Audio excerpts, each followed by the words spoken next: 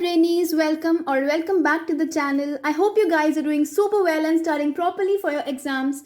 I am your Brainy mentor and today we'll be doing our third part of history, and the first chapter that we'll be doing is theme 10, colonialism and the countryside. ये जो पूरा हमारा theme है, ये जो पूरी book है हमारी, that is based on India's independence, मतलब जो भी टाइम पीरियड था जब ब्रिटिशर्स हम पे रूल करते थे उसके बारे में पढ़ेंगे. And then we will be starting about कि जो भी हमारा फ्रीडम के बाद में क्या हुआ, partition and everything, that will be starting about in this book.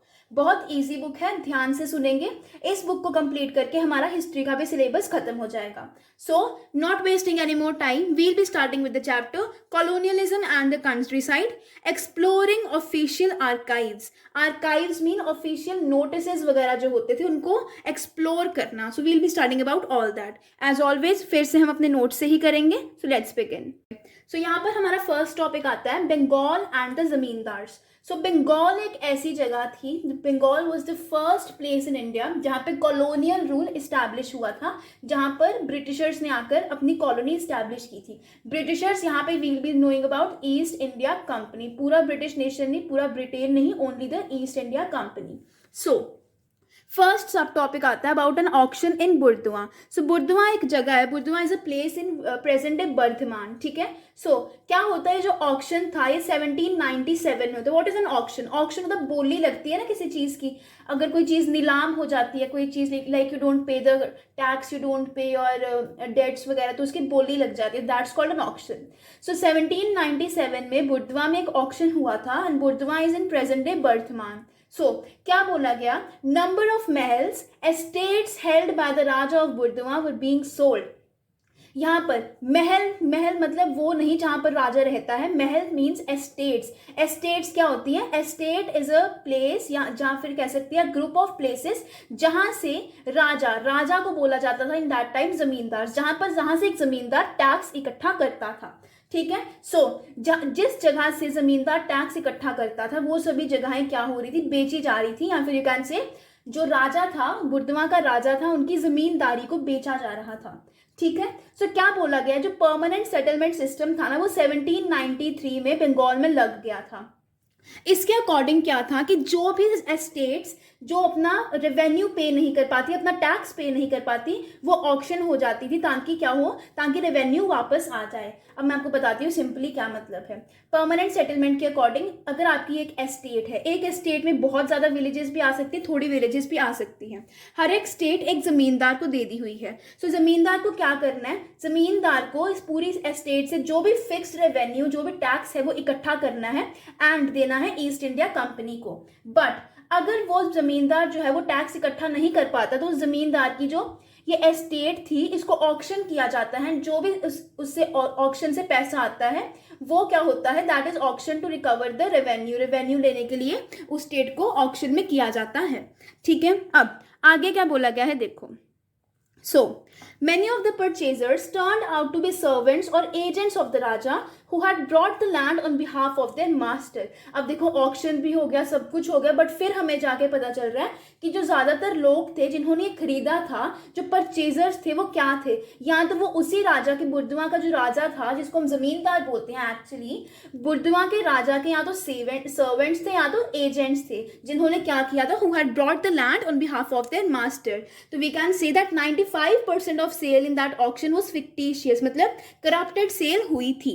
ठीक है. इतना समझ आ गया. अब आगे, The Raja's estates had been publicly sold, but he remained in control of his zamindari. Although उनकी स्टेट्स बेच दी गई थी, सेल कर दी गई थी राजा की, बट फिर भी वो जमींदार रहा था. क्यों रहा था? बिकॉज वो जो एस्टेट्स थी वो किसने खरीदी थी, वो राजा के ही लोगों ने खरीदी थी, राजा के ही एजेंट्स ने खरीदी थी. यहाँ पर देखो यहाँ पे मैंने लिखा हुआ term raja was used to designate powerful zamindar. बड़े बड़े जमींदार जो होते थे, जो टैक्स इकट्ठा करते थे, उन्हीं को ही बोलते हैं राजा. ठीक है. ये हो गया हमारा first subtopic. Now moving on to the second subtopic, that is the problem of unpaid revenue. ऐसा क्यों था कि उस टाइम पे रेवेन्यू पे नहीं हो पा रहा था, क्या रीजंस थे, एवरीथिंग. तो 1770s में बोला गया कि जो बंगाल की इकोनॉमी थी ना वो बहुत खराब थी. क्यों खराब थी? फेमाइंस हो रहे थे, खाने पीने के लाले पड़े हुए थे, कुछ खाने को नहीं था, एंड एग्रीकल्चरल आउटपुट भी कम हो गई थी. ठीक है। अब जो ईस्ट इंडिया कंपनी थी उसको लगा कि trade and revenue resources could be developed by encouraging investment in agriculture. सबको जितना डाउन जा रहा है तो हम क्या करते हैं, हम एग्रीकल्चर में इन्वेस्ट करते हैं ताकि ट्रेड भी हो, इन्वेस्टमेंट भी हो। ठीक है। इससे क्या होता था, इससे जो हमारी ईस्ट इंडिया कंपनी थी उसको लगा कि अगर हम इन्वेस्ट करेंगे एग्रीकल्चर में तो राइट्स ऑफ प्रॉपर्टी सिक्योर हो जाएंगे एंड क्या होगा, permanently fixing rates of revenue demand. वो क्या करेंगे, जो रेवेन्यू का रेट है उसको बिल्कुल फिक्स कर देंगे। ठीक है। मतलब अगर आपका टैक्स का रेट फिक्स हो गया, इससे क्या होगा, इससे ईस्ट इंडिया कंपनी को ये फायदा होगा कि उसको ये श्योरिटी होगी कि हाँ हमें इतना रेवेन्यू मिलेगा। So regular flow of revenue तो होगा ही होगा and entrepreneurs could feel sure of earning a profit from their investment. Entrepreneurs को भी ये होगा कि हाँ हमें इतना प्रॉफिट मिलेगा ही मिलेगा, ये इतनी श्योरिटी थी। ठीक है। ये जो परमानेंट सेटलमेंट था और ये जो सिस्टम जो चला था इन्वेस्टमेंट वगैरह से, इससे क्या हुआ, this would also lead to the emergence of a class of human farmers, rich farmers and rich landowners, जो क्या करेंगे, जिनके पास कैपिटल भी होगा, मतलब पैसा भी होगा, and enterprise to improve agriculture. ये जो इन्वेस्टमेंट होगी इससे एक ऐसी क्लास बनेगी रिच फार्मर्स और रिच लैंड ओनर्स की, जिनके पास पैसा भी होगा एंड सामान भी होगा, जिससे एग्रीकल्चर क्या होगा, अपलिफ्ट होगा, इंप्रूव होगा। ठीक है, इतना क्लियर है। अब आगे क्या बोला गया है कि देखो ये सब तो ठीक है बट मेन प्रॉब्लम क्या थी कि हमें पता कैसे चलेगा कि वो लोग कौन से जो इन्वेस्ट करेंगे, वो कौन सी क्लास होगी, वो कौन से लोग होंगे, ह्यूमन फार्मर्स कौन से होंगे वो। So the main problem was identifying individuals who could both improve agriculture and contract to pay the revenue to the state. ठीक है, जो एग्रीकल्चर भी इंप्रूव करेंगे और रेवेन्यू भी टाइम टू टाइम देते गए थे। सो फाइनली क्या डिसाइड होता है कि जो परमानेंट सेटलमेंट सिस्टम था वो किन के बीच में होगा, वो होगा with rajas and talukdars of Bengal. इसी परमानेंट सेटलमेंट सिस्टम के बाद राजास एंड तालुकदार्स को जमींदार्स बोला जाने लगा। ठीक है। जमींदार्स कौन थे, देखो बेसिकली जमींदार्स वो लोग नहीं थे जो जमींदार ना लैंड ओनर नहीं थे विलेज के, मतलब विलेज के राजा नहीं थे वो क्या थे, वो जस्ट रेवेन्यू कलेक्टर थे स्टेट के लिए और कोई बड़ा काम नहीं था। ठीक है, समझ आ गया इतना, फिर से समझा देती हूँ। मेन प्रॉब्लम थी कि हमें कैसे पता लगाएं कि वो कौन से लोग होंगे जो एग्रीकल्चर भी इंप्रूव करेंगे और रेवेन्यू भी देंगे स्टेट को। East India company permanent settlement किनके साथ करती है, राजास के साथ एंड तालुकदार के साथ। तालुकदार्स कौन होते हैं, तालुकदार जैसे we have DCs, we have DSP and all. Talukdars वो लोग होते हैं जिनके पास तालुक होता है। Taluk is a territorial unit. वो टेरिटोरियल यूनिट जैसे वी हैव अ डिस्ट्रिक्ट को जो गवर्न करता है, like it's a district collector something, I am not sure about that. उसी तरह से तालुकदार्स भी एक लोग, मतलब वही लोग होते हैं जो तालुक को गवर्न करते हैं। ठीक है। अब आगे बोला गया कि विलेजेस अंडर वन जमींदारी फॉर्म्ड वन रेवेन्यू एस्टेट। एक जमींदार के अंदर जितनी भी विलेजेस आती थी उसको बोलते हैं वन रेवेन्यू एस्टेट। जमींदार क्या करता था, वो विलेजेस से रेंट इकट्ठा करता था, रेवेन्यू देता था कंपनी को और जो बाकी बचता था वो अपने इनकम के लिए रख लेता था, अपने पास रख लेता था। इसी के साथ ये सब टॉपिक भी खत्म होता है। नेक्स्ट सब topic is why zamindars defaulted on payments. ये क्वेश्चन बहुत इंपॉर्टेंट है, पूछा जा सकता है फॉर 6 मार्क्स की ऐसे क्या रीजंस थे जिसकी वजह से जमींदार अपना पूरा टैक्स वगैरह पे नहीं कर पा रहे थे to the East India Company. क्या रीजन थे कि बार बार जो हमारी प्रॉपर्टीज थी, एस्टेट्स थी, इनको ऑक्शन करना पड़ रहा था। ठीक है, चलो देखते हैं। फर्स्ट पॉइंट आता है initial demands were very high.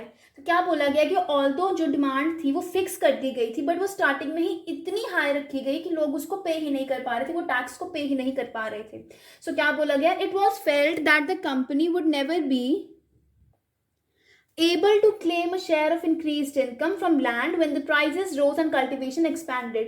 East India company को ये लगा कि अगर हम प्राइसेस फिक्स कर देंगे तो क्या होगा, उससे क्या होगा, अगर ये जो प्राइस राइज हो रहा है या फिर कल्टीवेशन बढ़ रही है तो उससे क्या होगा, लोगों की इनकम ज्यादा होगी, है ना।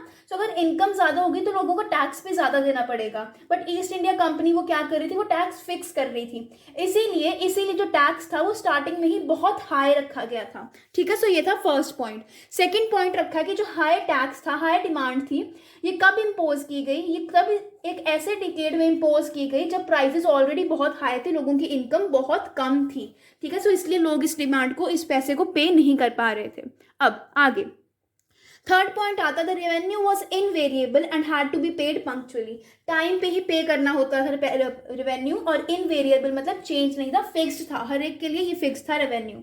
यहाँ पर हमें गिवन है एक सनसेट लॉ का एग्जांपल। तो सनसेट लॉ क्या है, अगर आप पेमेंट टाइम से नहीं करते, अगर आप मतलब आपको अगर डेट मिली है, फॉर एग्जांपल कोई डेट ले लो, 20 सितंबर मिली है अगर आपको, तो अगर आप उस 20 सितंबर के सनसेट तक, जब तक मतलब इवनिंग तक अगर आप पेमेंट नहीं करते हो, तो आपकी जो जमींदारी है that is liable to be auction, so you have to pay on time, वरना आपकी जमींदारी ऑक्शन हो जाएगी।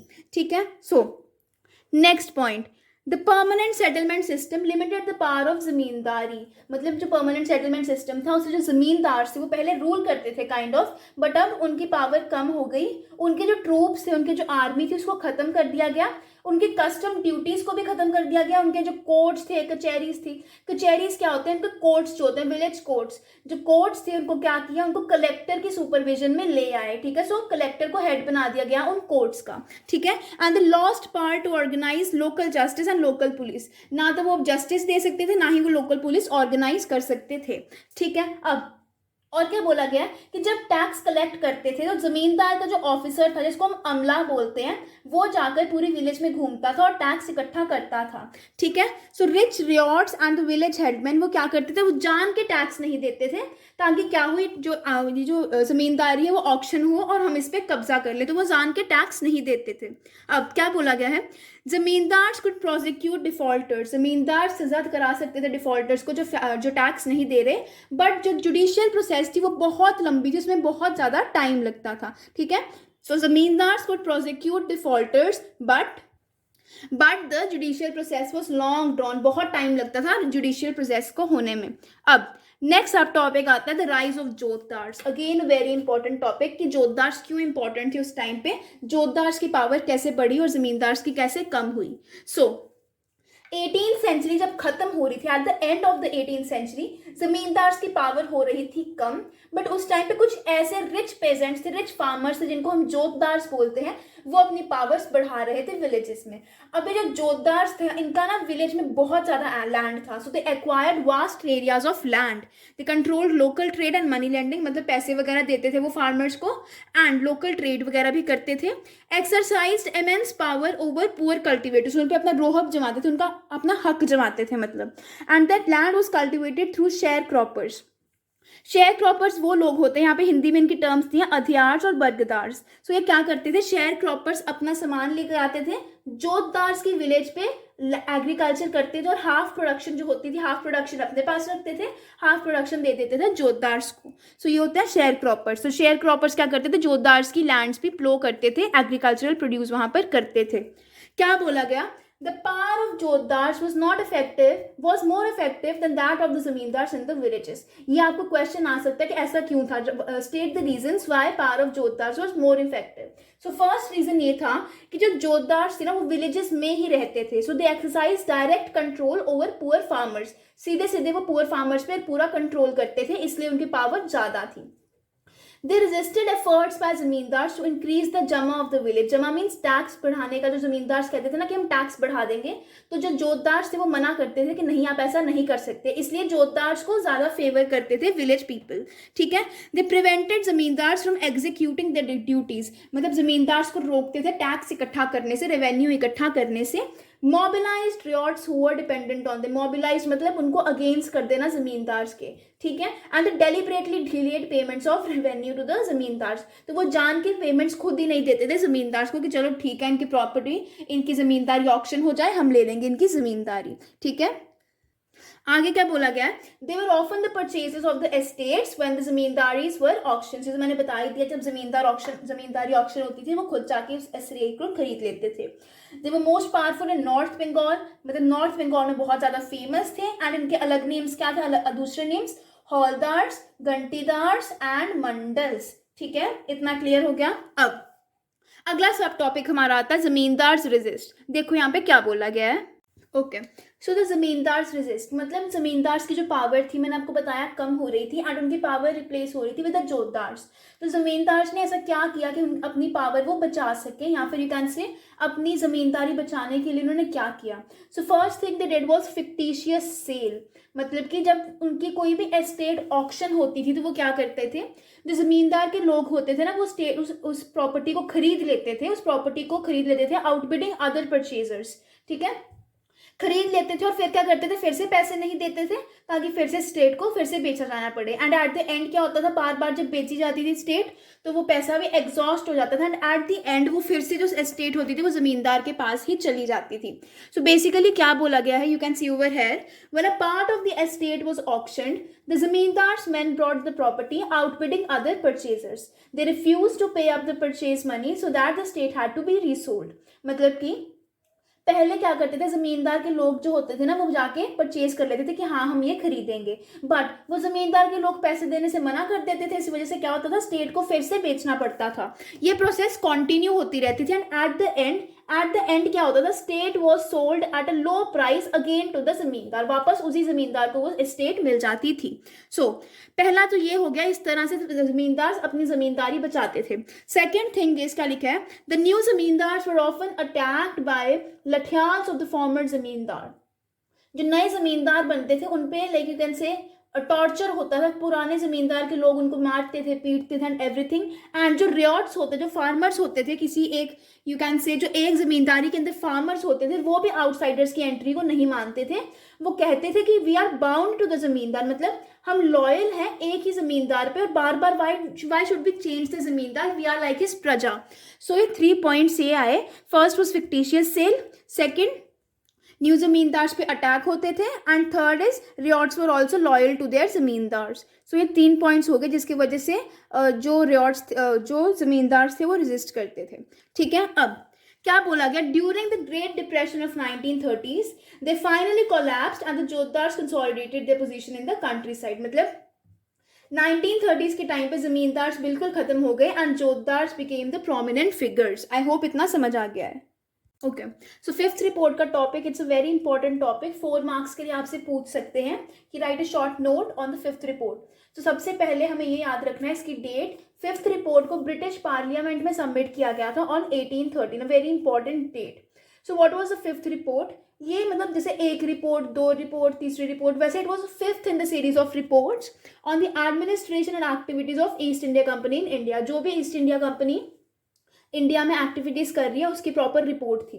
अब इसमें 1002 पेजेस थे जिनमें से 800 पेजेस वर अपेंडिसेस। अपेंडिसेस क्या होते हैं, समथिंग एक्सपीरियंसेस या फिर यू कैन से short notes and everything. So 800 pages उनके रिलेटेड थे। एंड ये क्यों निकाली गई थी, द मेन रीजन वॉज कि जो ग्रुप्स थे ना, कुछ मतलब बिजनेस ग्रुप्स वगैरह थे इंग्लैंड में, वो क्या कहते थे, वो कहते थे कि जो ब्रिटेन है, मतलब जो ब्रिटेन के ग्रुप्स थे वो कहते थे कि जो ईस्ट इंडिया कंपनी है उसको ज़्यादा मोनोपोली मिली है in trade with India and China, हम तो ट्रेड कर ही नहीं पा रहे। तो इसका मतलब ये है कि बेनिफिट किसको हो रहा है, दिस वॉज बेनिफिटिंग, ये बोला गया कि जो कॉन्केस्ट है बंगाल का वो सिर्फ ईस्ट इंडिया कंपनी को ही बेनिफिट कर रहा है, इंटायर नेशन को बेनिफिट नहीं कर रहा। सो ये जो ग्रुप्स थे ये चाहते थे कि रॉयल चार्टर मतलब चेंज हो और ये रूल निकल जाए कि ईस्ट इंडिया कंपनी ही रूल करेगी, बाकी भी आकर अपना ट्रेड कर सके यहाँ पर। सो इसलिए जो ये फिफ्थ रिपोर्ट थी निकाली गई थी। ठीक है, अब The British Parliament passed a series of acts in the late 18th century to regulate and control company rule in India, ताकि जो भी गलत रूल्स हैं उनको चेंज किया जाए। अब टॉपिक आता है द हो एंड द प्लो। इसमें हो डिनोट्स पहाड़ियास, प्लो डिनोट्स संथल्स। हो एक ऐसे करके यू कैन से इस तरह से होता है, I am not a good artist, इस तरह से होता है just to scratch the land. And plough का तो आपको पता ही है। सो सबसे पहले सब टॉपिक हमारा आता है इन द हिल्स ऑफ राजमहल। सो क्या बोला गया है, राजमहल हिल्स में कि जो हिल्स थी वो बहुत इम्पेनिट्रेबल थी, उसके अंदर जाना बहुत टफ था एंड यहाँ पे बहुत कम लोग आते थे, डेंजर बहुत होती थी यहाँ पे। हॉस्टाइल पीपल थे, मतलब बहुत वॉयलेंट लोग थे यहाँ के, जो कि ब्रिटिश ऑफिसर से बात तक नहीं करते थे। एंड जो हॉस्टाइल पीपल थे इन्हीं को ही हम बोलते हैं पहाड़ियास। ठीक है, जो पहाड़ियास थे they lived around the Rajmahal hills and ये शिफ्टिंग कल्टीवेशन करते थे, मतलब पहले एक एरिया में ग्रो कर लिया फिर दूसरा एरिया एंड सो ऑन। ठीक है, एंड पहाड़ियास क्या करते थे, वो फॉरेस्ट का थोड़ा सा एरिया क्लियर करते थे, बुशेस वगैरह कट करके थोड़ा सा एरिया उन्होंने क्लियर करना, फिर उस एरिया में पल्सेस और मिलेट्स को ग्रो करना। और वो जब ग्रो करते थे ना, वो जो लैंड था, ग्राउंड था, उसको बहुत हल्का सा ऊपर वाला पोर्शन ही थोड़ा सा स्क्रैच करते थे एक हो के साथ। ठीक है, जो मैंने आपको डिवाइस बना के बताया। और कुछ टाइम के लिए उस लैंड को कल्टीवेट करते थे, बाद में फैलो रहने देते थे, उसको खाली छोड़ते थे ताकि वो अपनी फर्टिलिटी फिर से गेन कर ले। वो क्या करते थे, they resisted entry of outsiders, outsiders के आने पे बिल्कुल मनाही थी। And they raided villages when settled agriculturist live, जहाँ पर वो लोग रहते थे जो सेटल्ड एग्रीकल्चर प्रैक्टिस करते थे, वहाँ पर जाके उनकी विलेजेस भी रेड करते थे ताकि they get more to eat and everything. So बहुत हॉस्टाइल पीपल थे जैसे मैंने आपको बताया. सो अब जो ज़मींदार थे ना, वो पीस लेने के लिए, मतलब तो वो चाहते थे कि पीस रहे उनके एरियाज में, तो वो क्या करते थे, the zamindars purchased peace by paying regular tribute to the chiefs, मतलब रेगुलरली मंथली या whatever you can say पैसे वगैरह देते थे चीफ्स को ताकि पीस रहे उनके एरिया में. Traders paid a small amount for permission to use the passes controlled by them. जिस एरिया से ट्रेडर्स को अपना सामान भेजना होता था, अगर वहाँ पे पहाड़ियास का रूल होता था तो वहाँ पर ट्रेडर्स उनको पैसे देते थे कि हाँ हमारे सामान को हार्म मत पहुँचाना. एंड और क्या बोला गया, settled agriculture expanded, area under forests and pastures contracted. Obviously forest का area कम हो गया, agricultural area बढ़ गया, जिससे क्या हुआ, हिल फॉक मतलब पहाड़ियास के बीच में और जो सेटल्ड लोग थे उनके बीच में क्या हुआ, कॉन्फ्लिक्ट ज़्यादा बढ़ गया, वो ज़्यादा रेड्स वगैरह करने लग पड़े. ठीक है, आगे क्या बोला गया है, 1970s में क्या होता है, 1970s में एक पॉलिसी लाई गई, policy of extermination of Paharias by the British, मतलब जहाँ पहाड़ियाँ दिखते हैं उनको मार दो, कोई दया नहीं करनी इस पर. बट 1980s में जो ऑगस्टस क्लीवलैंड थे, who was the collector of Bhagalpur, उन्होंने बोला कि नहीं, we should not be too strict towards them, we should follow policy of pacification. तो अकॉर्डिंग टू दिस पॉलिसी क्या था, जो पहाड़िया चीफ्स थे उनको थोड़ी सी मंथली या फिर एनुअल अलाउंस दी जाती थी, मतलब हर साल पैसा दिया जाता था ताकि जो उनके लोग हैं वो प्रॉपरली कंडक्ट करें, मतलब कोई मतलब ऐसे हार्म वगैरह ना करें बाकी लोगों को. सो बहुत से जो चीफ्स थे उन्होंने मना कर दिया कि हम ऐसा नहीं करेंगे, we will not be paying tribute to you guys. So Paharias grew deep into the forest या फिर माउंटेन्स, मतलब माउंटेन्स में बहुत डीप चले गए. एंड एक टाइम ऐसा आ गया उनका जो एरिया था वो बहुत बैरन लैंड हो गया, फर्टाइल नहीं था, जिसकी वजह से वो शिफ्टिंग एग्रीकल्चर भी अच्छे से प्रैक्टिस नहीं कर पा रहे थे. ठीक है, so as the lower hills were taken over by Santhal settlers, जो राजमहल हिल्स थी ऐसे करके जो लोअर पार्ट था यहाँ पे संथल्स ने ले लिया, तो ऊपर वाले एरियाज में उनको शिफ्ट होना पड़ा पहाड़ियाज को. एंड तो क्या बोला गया, Paharias receded deep into the Rajmahal Hills. So अब आता है संथल्स के बारे में. First we started about the Paharias, now we have the about the Santhals. So in contrast to the Paharias, जो संथल्स थे ना वो फिक्स्ड थे, मतलब वो शिफ्टिंग एग्रीकल्चर नहीं करते थे, वो सेटल्ड एग्रीकल्चरिस्ट थे. तो संथल्स 1980s में बिहार में रहने आते हैं एंड जमींदार उनको हायर करते हैं. क्या बोला गया, zamindars hired them to reclaim land and expand cultivation and British officers invited them to settle in jungle mahals. तो उन्होंने बोला आओ, you should will be giving you land, cultivation करो, सब कुछ करो. एंड जो संथल्स थे they appear to be ideal settlers, इन्होंने क्लियर किया फॉरेस्ट, लैंड प्लो किया, सब कुछ अच्छे से किया. एंड इनको एरिया दिया गया, they were given the area called दमीने को. important for your MCQs, ये MCQ में आ सकता है. लैंड ऑफ द संथल्स, जिसको बोलते हैं दमीने को, जहाँ पर संथल्स रह के क्या करते थे, अपना you can say cultivation and all करते थे. So the land grant to the Santhals stipulated that at least 1/10 of the area was to be cleared and cultivated within the first 10 years. मतलब हम आपको ग्रांट देंगे बट आपको पहले 10 सालों में एटलीस्ट 1/10 ऑफ द एरिया उसको एग्रीकल्चरल एरिया बनाना था. जो कौन सा एरिया था, जो दमीने को का एरिया था. सो इसकी वजह से क्या होता है, पहाड़ियाज को बहुत ऊपर जाना पड़ता है हिल्स में जहाँ पे लैंड अच्छा नहीं था and they could not effectively sustain their mode of cultivation. Obviously उनका जो मोड ऑफ कल्टिवेशन था शिफ्टिंग एग्रीकल्चर, उसको वो अच्छे से फॉलो नहीं कर पा रहे थे. ठीक है, फिर क्या बोला गया, एक टाइम पे आया कि संथल्स को लगा कि ये जो हमारा लैंड है दमीने को, ये धीरे धीरे हमारे हाथों से जा रहा है. कभी कभी इसको जमींदार्स ले रहे हैं, कभी मनी लेंडर्स ले रहे हैं, कभी या फिर ईस्ट इंडिया कंपनी ही आके ले रही है. तो 1850 में क्या होता है, संथल्स रिबेल कर देते हैं, अगेंस्ट हो जाते हैं, against the zamindars, money lenders and colonial estate. फिर क्या होता है, संथल रिवोल्ट होता है एंड उसके बाद संथल परगना बनाया जाता है, एक अलग से डिस्ट्रिक्ट बनाया गया जाता है, that is of 5500 square miles, जो कि districts of Bhagalpur and Birbhum में है. ठीक है, that's it for the video. आगे मैं आपको बताती हूँ, सुनो ध्यान से सुनना. अब सो गाइज, हमारा जो 12th का सिलेबस है अकॉर्डिंग टू CBSE, हमने सिर्फ पेज नंबर 273 तक ही करना है. इसके आगे जितना भी पोर्शन है ये बिल्कुल कट है, you don't have to study it. So that means हमारा पूरा चैप्टर कंप्लीट हो गया है. बहुत ईजी चैप्टर था. चैप्टर के नोट्स का link I will be providing in the description, you can go and check them out. I hope you like the video. If you did, don't forget to like, share and subscribe to the channel. You are at Brainy Mentor and yes, शायद notes डालने में 2-4 दिन लग जाएं. Please cooperate. Have a great day. Thank you.